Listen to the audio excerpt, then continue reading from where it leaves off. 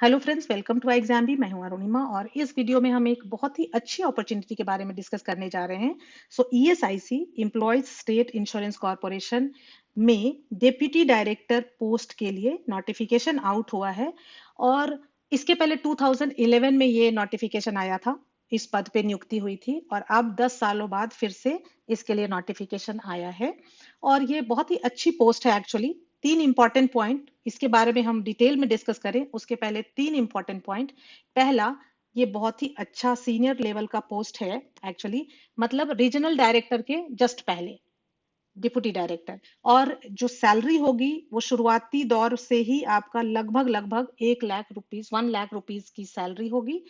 दूसरा जो important point है वो है कि जो नंबर ऑफ वैकेंसी है 150 है। ह्यूज वैकेंसीज है, काफी अच्छी अपॉर्चुनिटी है। तीसरा जो पॉइंट है कि इसमें एक्सपीरियंस रिक्वायर्ड है। अगर आप बिल्कुल स्टूडेंट हैं और एक्सपीरियंस नहीं है तो ये वीडियो आपके लिए नहीं है, ये नोटिफिकेशन आपके लिए नहीं है। लेकिन अगर आप एलिजिबल हैं तो ये दो पॉइंट्स जो हैं ये आपके लिए काफी अच्छे हैं। क्योंकि नंबर ऑफ वैकेंसीज बहुत ज्यादा है इसलिए आपके सिलेक्शन के चांसेस बहुत ज्यादा बढ़ जाएंगे। आगे हम देखेंगे कि इतनी अच्छी पोस्ट होते हुए भी, इतनी सीनियर लेवल की पोस्ट होते हुए भी क्यों ये एग्जाम क्लियर करना बहुत ज्यादा डिफिकल्ट नहीं होगा। ठीक है। पोस्ट जैसे कि हमने देखा, डेप्यूटी डायरेक्टर की पोस्ट है, ministry administration, ministry of labour and employment. आपका ये सेंट्रल गवर्नमेंट की जॉब होगी। ऑर्गेनाइजेशन है ईएसआईसी। ठीक है। अनरिजर्व कैटेगरी में 66 पोस्ट हैं, EWS 15, OBC 38, SC 23, ST 9, PWBD 4, total 151 है। 150 मैंने बताया था, 151 पोस्ट है एक्चुअली। पे स्केल की अगर हम बात करें, level 10 plus plus other emoluments. Level 10 की ये पोस्ट है प्लस अदर इमोल्यूमेंट्स, तो कहीं ना कहीं जा करके ये 1 लाख के लगभग लगभग आपकी सैलरी बन जाएगी।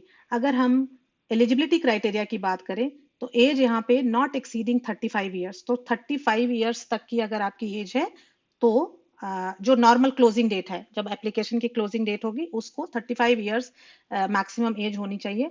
Plus OBC and SC ST को जो रिलैक्सेशन मिलते हैं, 3 इयर्स ओबीसी और 5 इयर्स एससी एसटी को, वो रिलैक्सेशन दी जाएगी। साथ ही साथ अगर सेंट्रल यूटी गवर्नमेंट सर्वेंट है आप या फिर ईएसआईसी के आप एम्प्लॉय हैं तो फिर up to 5 years in accordance with the instructions और orders issued by the central government. 5 साल तक और आपको यहाँ पे एज रिलैक्सेशन मिल सकता है। ठीक है। एजुकेशनल क्वालिफिकेशन की बात करें तो सबसे पहले तो एजुकेशनल क्वालिफिकेशन में degree of a recognized university चाहिए। लेकिन यहाँ पे इन्होंने नोट दिया है, qualifications are relaxable at the discretion of UPSC in case of candidates otherwise well qualified। ये भी रिलैक्सेबल हो सकता है लेकिन डिस्क्रिशन किसके पास होगा? यूपीएससी के पास होगा। कि कुछ और क्वालिफिकेशन है तो अगर यूपीएससी उसको इक्विवेलेंट मानती है तो ये रिलैक्स कर सकती है।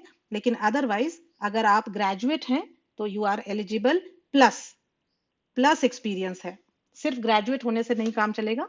सेकंड है 3 इयर्स एक्सपीरियंस ऑफ एडमिनिस्ट्रेशन और अकाउंट्स और मार्केटिंग और पब्लिक रिलेशन और इंश्योरेंस और रेवेन्यू और tax related matters in a government और पब्लिक सेक्टर अंडरटेकिंग और ऑटोनमस बॉडी।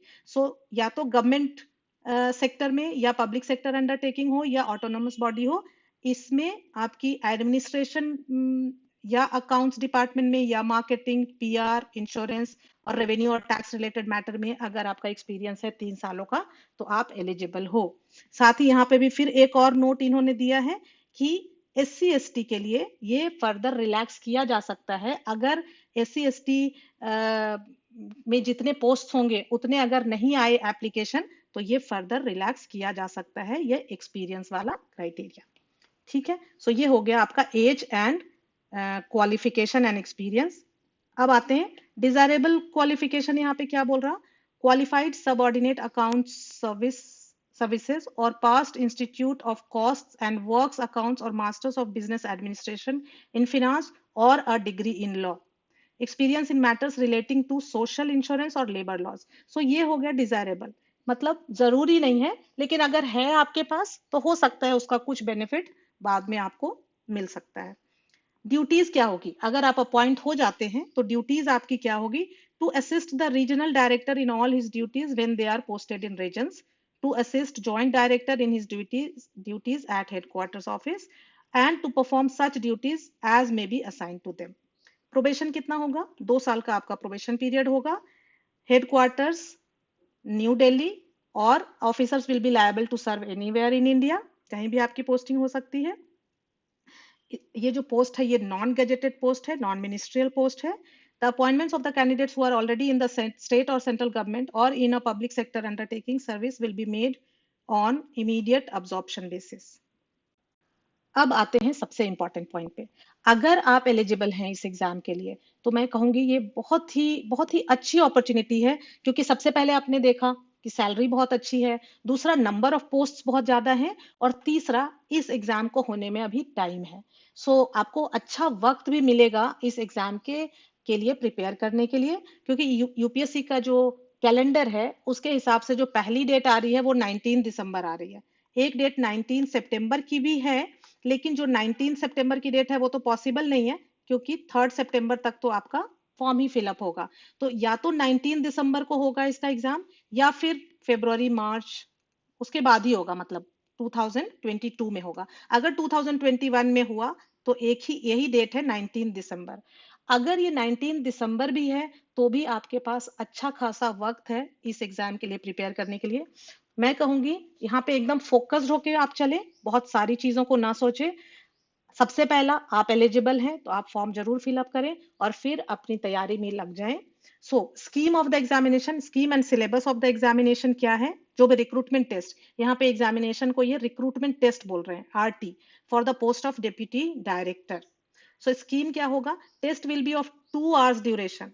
बहुत ज्यादा इंफॉर्मेशन यहाँ पे नहीं है, कितने नंबर ऑफ क्वेश्चंस होंगे, पार्ट ए और पार्ट बी में क्या होगा, लेकिन जितना है उसके बेसिस पे हम अपनी तैयारी शुरू कर सकते हैं।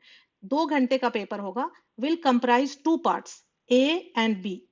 2 पार्ट में होगा, 2 आवर्स का पेपर होगा, ए होगा और बी होगा। पार्ट ए पूरा का पूरा इंग्लिश होगा और पार्ट बी जनरल एबिलिटी होगी। ठीक है, अब पार्ट ए तो आपको पता चल गया कि इंग्लिश है, पार्ट बी में जनरल एबिलिटी है जिसका आपको सिलेबस आगे दिया हुआ है। All questions will carry equal marks, the test will be objective type questions with multiple choices of answers.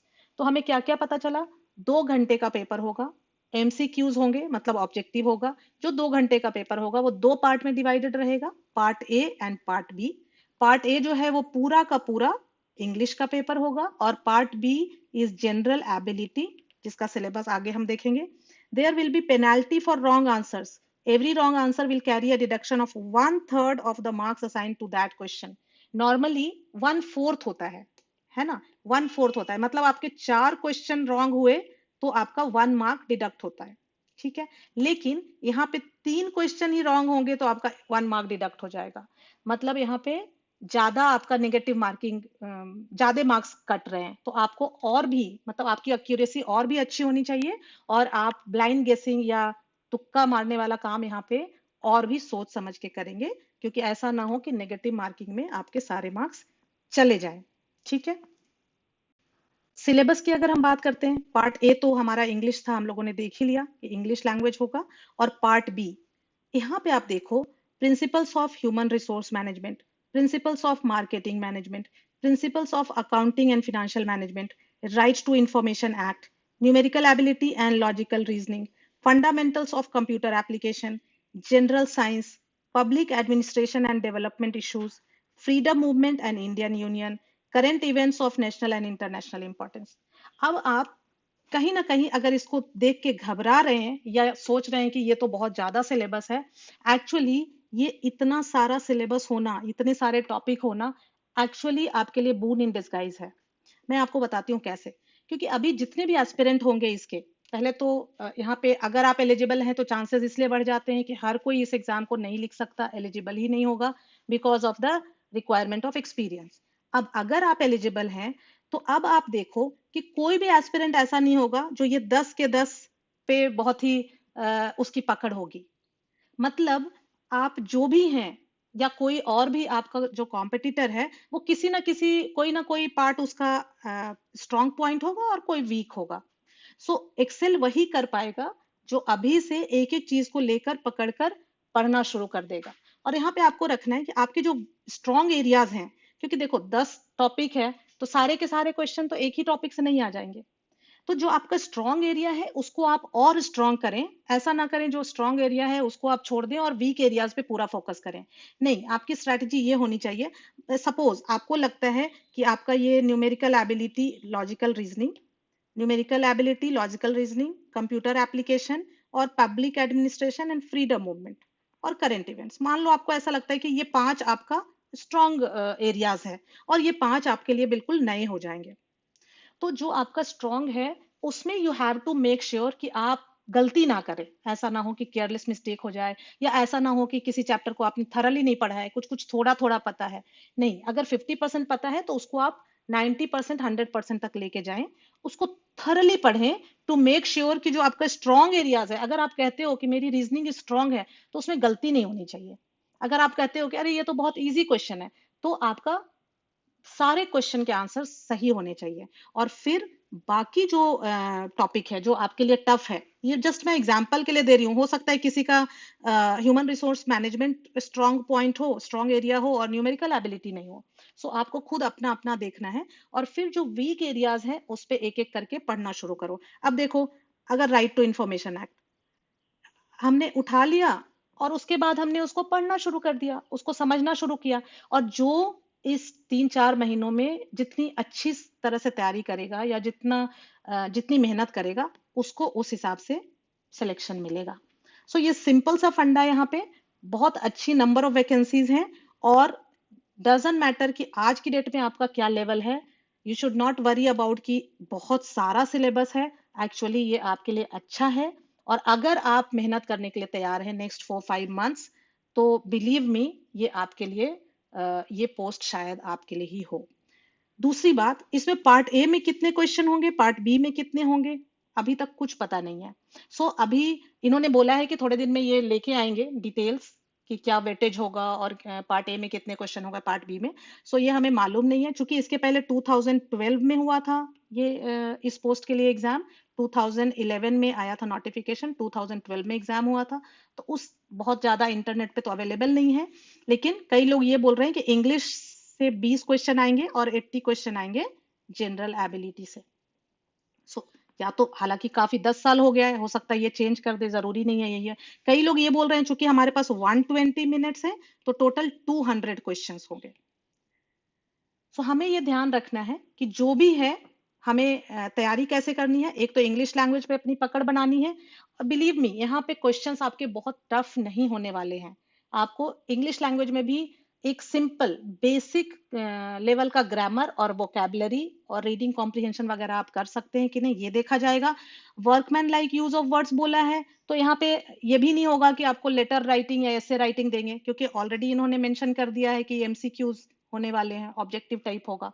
सो जो भी वो टेस्ट करेंगे इंग्लिश में, वो आपका थ्रू ऑब्जेक्टिव क्वेश्चंस ही करेंगे। और फिर बाकी ये 10 टॉपिक्स पे आपको अपनी पकड़ बनानी है। ये रखें कम से कम 7-8 टॉपिक पे आप अच्छे से पकड़ बनाएं। 2 आपका वीक एरियाज हो सकता है, तो उसमें जितना आप कर सकते हैं उतना आप उसमें मेहनत करें। So weightage and marks of the CBRT, RT along with other details if any will be informed later on by the commission। जो मैंने बताया कि इन्होंने बोला कि ये बाद में बताएंगे, लेकिन आप उसका इंतजार ना करें। अगर आपने इंग्लिश की अच्छे से पढ़ाई की है, आपको ये टॉपिक्स पता है, आपने आरटीआई के बारे में पढ़ा है, आपकी न्यूमेरिकल एबिलिटी अच्छी है, तो फिर उस समय देखेंगे ना। अगर 10 क्वेश्चन आ रहा है न्यूमेरिकल एबिलिटी से तो भी ठीक, 20 आ रहा है तो भी ठीक। साथ ही यहाँ पे बताना चाहूंगी कि आई एग्जाम बी पे सारे एग्जाम्स के लिए जो मॉक टेस्ट हैं वो फ्री अवेलेबल हैं।